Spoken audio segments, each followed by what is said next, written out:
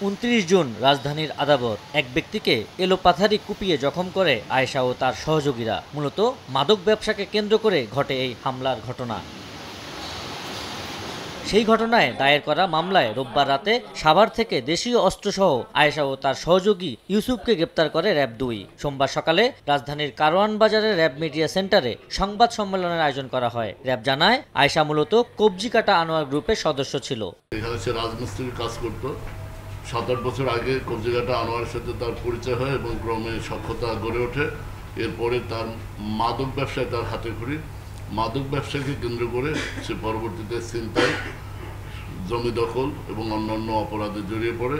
আয়েশার জন্ম বরিশালের মুলাদি থানায়। সে শুরুতে রাজমিস্ত্রির কাজ করলেও পরে মাদক কারবারে জড়িয়ে পড়ে। শুধু তাই নয়, তার বিরুদ্ধে চাঁদাবাজি, ছিনতাই, ভূমি দখল সহ বিভিন্ন অপরাধে ৮টি মামলা রয়েছে। মামলার রেফারেন্স অনুযায়ী আমরা তাকে অনুসরণ করতে করতে গতকাল সাভার থানাধীন ভাকুরদা এলাকার একটি পরিত্যক্ত বাগান বাড়ি থেকে আমরা তাকে তার অন্যতম সহযোগী ইউসুফ সহ গ্রেপ্তার করি এবং তার অন্য সহযোগী বেলসা মনির, টাকলা রিপন পালিয়ে যায়।